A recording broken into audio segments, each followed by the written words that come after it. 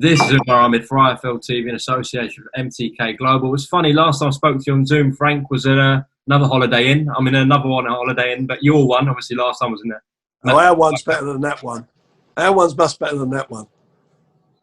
Yeah, it's a nice Holiday Inn here in Stratford. Frank, obviously, we caught up on Monday. How's things since then? Obviously, we're halfway through fight week now. Yeah, everything's good. I mean, we've been working very hard. We're just about to announce, we are going to announce another show, Saturday, 10th of October. We've got Liam Williams in, fighting Andrew Robinson, who's his mandatory challenger for the British title. Also on the card, Anthony Kakachi against Liam Woodstock. We've also got JJ Metcalf against Jack Flatley, Dennis McCann, Mark Chamberlain, Ryan Garner, and Mickey Burke Jr. So we've got a cracking show lined up yet again. Okay, good news. Let's talk about the show you announced. Mark Efron, Denzel Bentley. Everyone's talking about that one. Brilliant fight. And that's a cracker, isn't it? I'm really, really looking forward to that fight. And I think, as you say, everybody's been talking about that one. And good to see Nathan Gorman back in action as well. Been a long time, Frank. Yeah, well, we got, Lart is in, but it's subject to him getting a visa. We're working hard on him getting a visa because of all these restrictions and so forth. So hopefully the fact he's fought here before and he's competitive, he should be okay. Yeah, I know there was some issues last time with Richard Larty, wasn't there, for the Dubois fight? Yeah, there were, but we got over them, and I'm hoping it'll be the same this time. But whatever happens, Nathan will be making his overdue comeback fight. Frank, let me ask you, why is Yard Arthur not happening and Yard Spellman happening? Sorry, say that again? Well, you disappeared for a second. How comes Yard Arthur hasn't been made and Yard's fighting Spellman? Yard Arthur fight is made. No, but the next one is Yard. He's got to beat Spellman. He's got to beat Spellman for it. Anthony's been out for well over a year now, so he needs a warm-up fight, and it's still going on. Originally it was going to be on the undercard of the O2, which obviously is still closed. But we're going to be doing. He's obviously got this fight with Spellman, and the reason we've made that fight is because, it was a good fight last time. Sorry, somebody keeps calling me. Right. I know who that is. Yeah, I know. I think they're calling me to arrange a meeting. But anyway, he's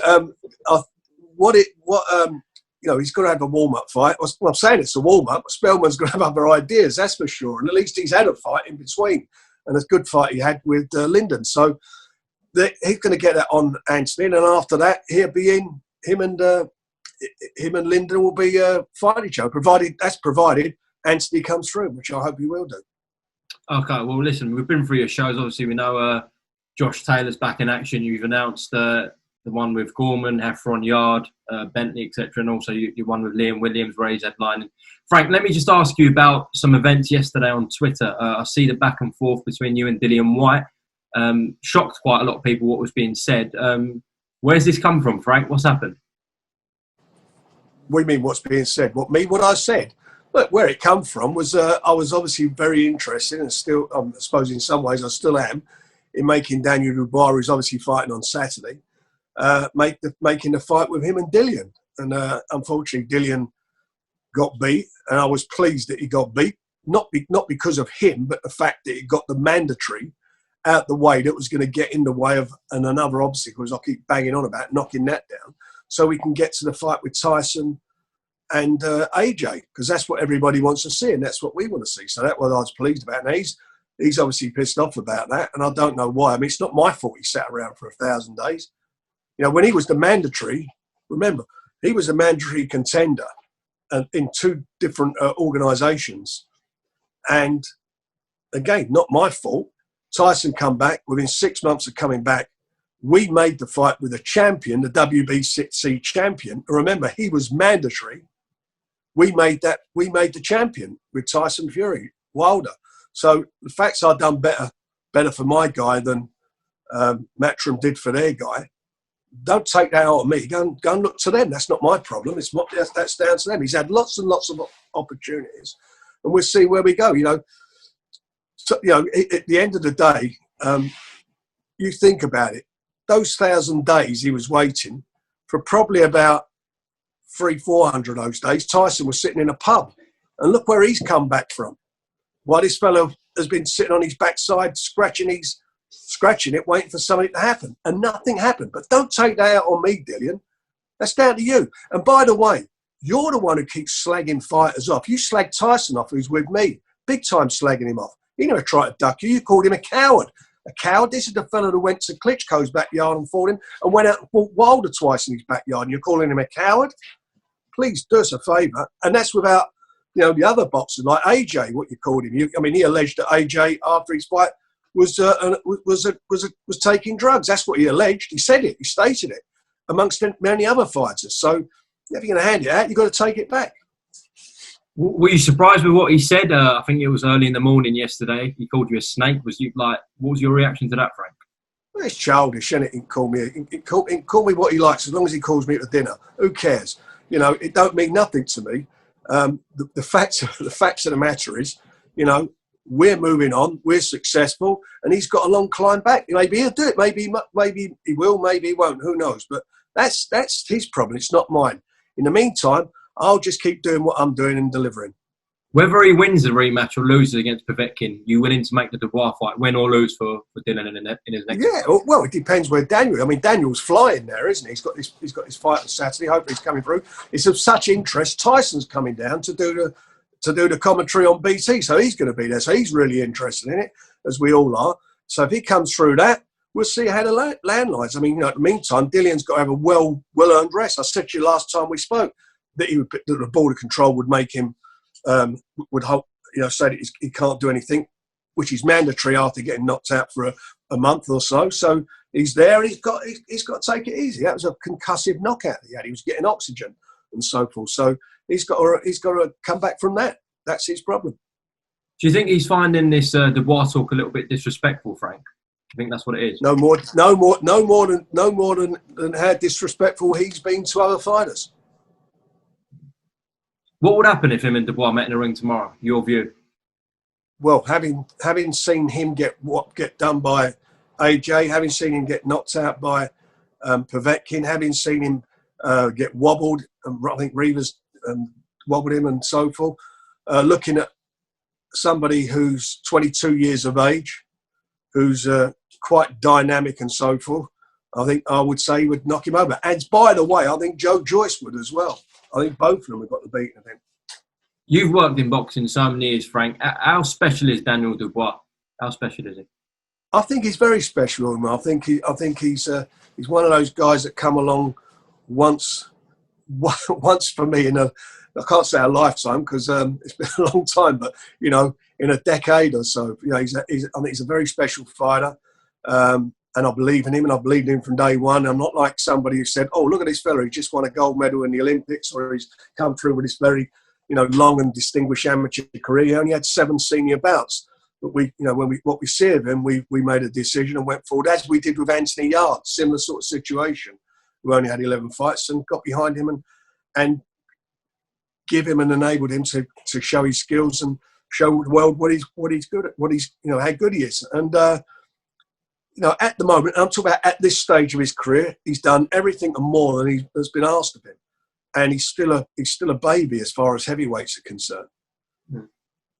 Okay, Frank. Well, listen, we had obviously a longer catch up earlier this week. Just wanted to get your thoughts on a few things that happened yesterday. But we look forward to a good night on Saturday night. Obviously, Daniel headlining, and I think Sonny Edwards, Thomas Somberg. Everyone in this hotel right now is talking about that one because Thomas had a full camp and is a serious fighter. And then Sonny's on the verge of a world title, wasn't he, Frank? So it's a big fight. Yeah, you're absolutely right. And it's what I keep saying. I know I'll probably bore everybody to death with it.